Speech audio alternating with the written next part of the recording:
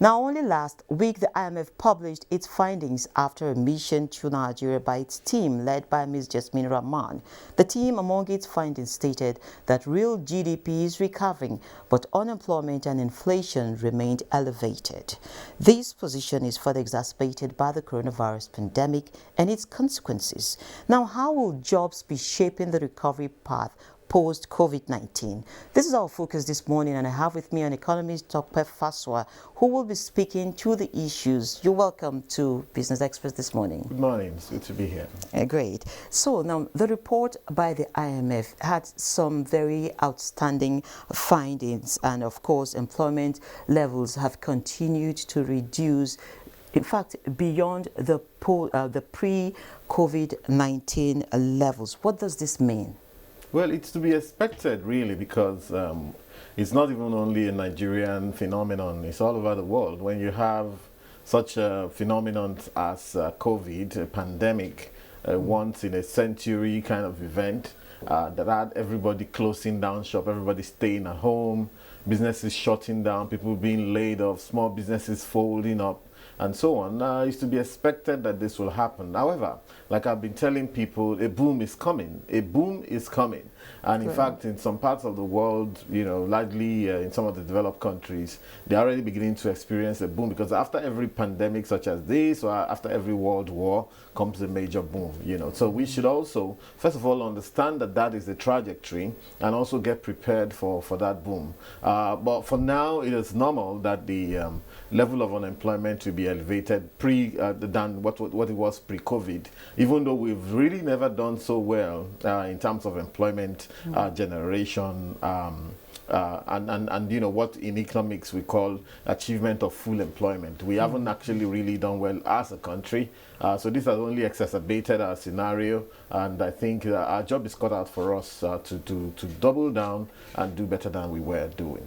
Okay, so what does this mean for a country like Nigeria with a lot of jobs being lost? Invariably, yes, with jobs being lost, you're going to have so many things: elevated crime rates, you know, youth restiveness, you know, all the other evils in society, you know, frauds and everything, you know, general restlessness, you know, in society. That's the upshot. Unemployment is perhaps one of the biggest problems facing youth all over the world, and especially in Nigeria.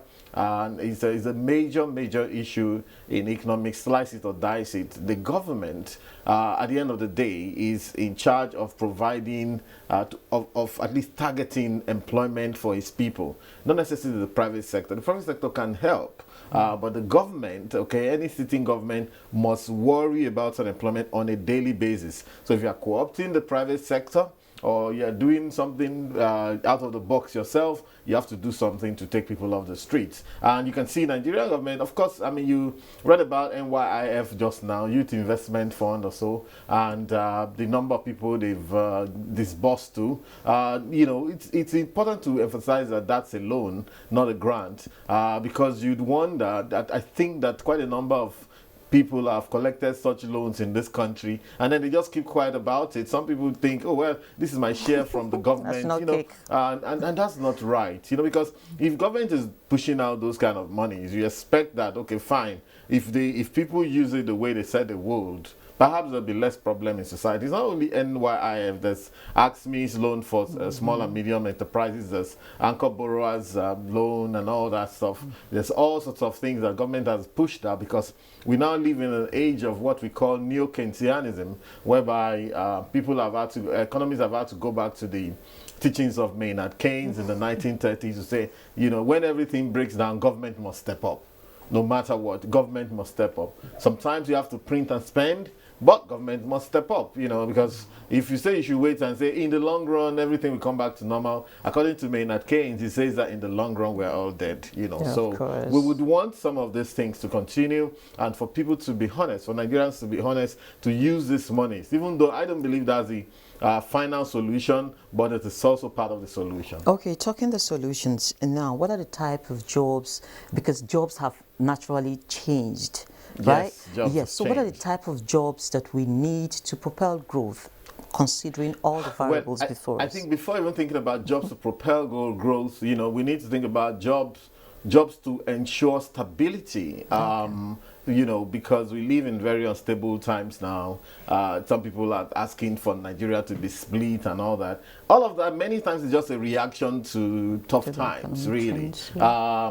You know, in 2019, the United Nations report was written about the housing sector in Nigeria that says that Nigerians live in some of the worst conditions in the world. The rapporteur for United Nations, a lady was here. She moved around the whole country and documented what she saw. You know, so when people are coming out of, if 70% of Nigerians are living out of ghettos and rundown area, no light, no water, and all of that, you can expect that they'll be hungry.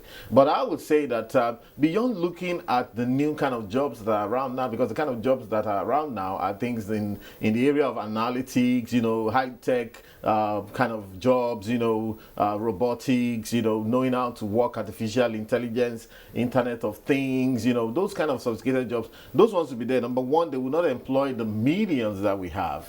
All right, so I would say that we should target jobs that focus on stability, so that when we establish a very good foundation for our economy, we can then grow. Nigeria, I would say that if you look at the developed countries of the world, the public sector is still the largest employer. People try to run away from that. We get taught wrongly many times in our schools, in our universities. The idea that private sector is the one that generates employment is wrong, because private sector is actually in the business of maximizing profit. If you look at our banks now, they've laid off almost everybody in the banking sector. I mean, they tell you anything less than 100,000, go to the machine to withdraw. You know what I'm saying? So that tells you that, look, you can't set store on the private sector. Private sector will be private sector.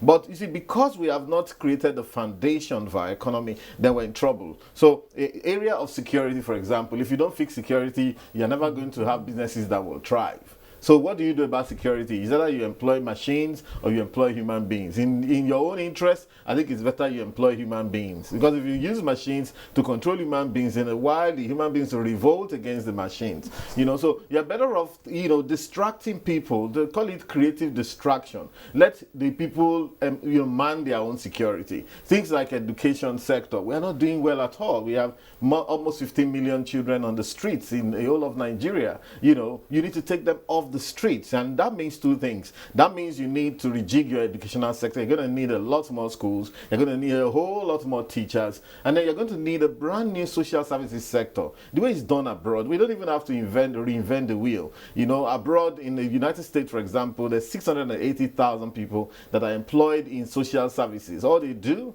these are graduates, right? You know, all they do every morning, they have the files of the children they look after. They have 8 to 10 children, and then they go and visit all those children and ensure that no child is roaming on the streets, put them in foster homes and do whatever you have to do, you know, and all follow up on them. That is how you build a nation, because when you have so many children off the streets and you're out of school, then of course the future itself is jeopardized. So I would actually recommend that Nigeria, the next level of jobs, nobody should deceive us and say, oh no, you know, your public sector is already over bloated. Our public sector has not actually started. To ask you that it has, empirically speaking, it hasn't started. So in the United States, for example, 17% of people who work at all, of all workers, work for the government in the United States. You know, the largest employer is Department of Defense, of course, because they have a lot of all these bases all around the world and so on.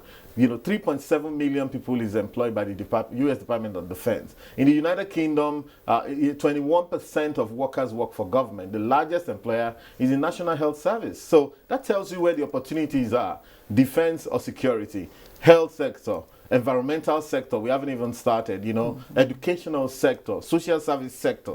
And this is what they call public goods in economics. You know, when you don't have those public goods and you tell people to just go and establish businesses, you know, it's going to fail. And we see a scenario where so many of our youths are quote and unquote in entrepreneurship and so on. But who's selling to who? Who's buying from who? When the purchasing power in society has collapsed, you know, you're just going to be trying in vain. Go to many of our malls, and you see the footfall is very, very low compared to what you see abroad. Maybe if you went to Dubai and so on, you see millions of people rushing into malls to go and buy stuff. Here, it's not easy. So you ask yourself, how are they selling? How are they paying their rent? How are they paying their staff? And in time, you see that they lay off almost everybody, and they're just barely surviving and racking up debts. Okay, talking about laying off. Now we've had a lot of apprehension. There's palpable fear from most public workers. There's going to be job cuts. They're going to reduce the staff strength. We've heard that from the federal down to the barest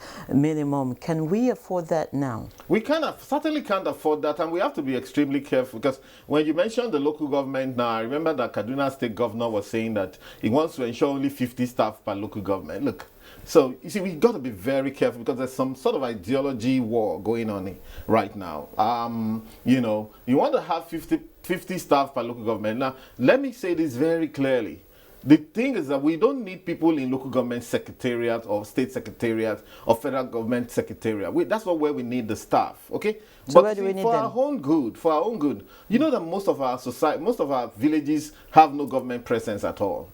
And when I was serving, like in 1991, we had MAMSA, we had DIFRI, we had all those things, and there was a palpable movement of people, mass mobilization, young people going to villages, telling them about the plans of government. That's also another sector. I mean, that collapsed into NOA, but of late we don't hear much from NOA. You're not anchoring the strength and the innocence and the passion of the young people of this country. Then you leave them to the elements, and they get anchored by all sorts of secession and all sorts of people who are parading their own extremities all over the place. This is an opportunity, actually. And like I said, that is what the Nigerians, when they say there's no enabling environment. So when you see, you rather than just, you don't also scare people when you come, like the governor came and said he wanted to lay off so many people. You're selling a negative view to them. What you need to do is to sell a positive view to them. There's work in this country. There's work in the public sector of this country.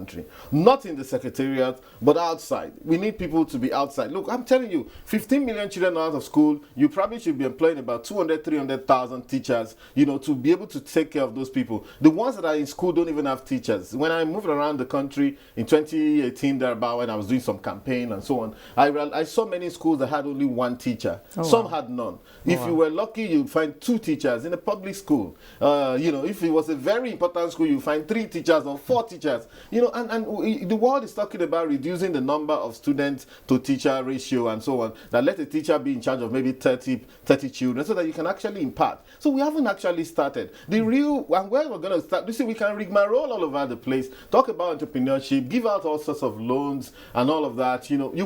On ground, we're not seeing the numbers. We're not seeing the impact. So 33.3% of Nigerians are unemployed today. 42% of youth are unemployed today. Underemployment is 22.8%.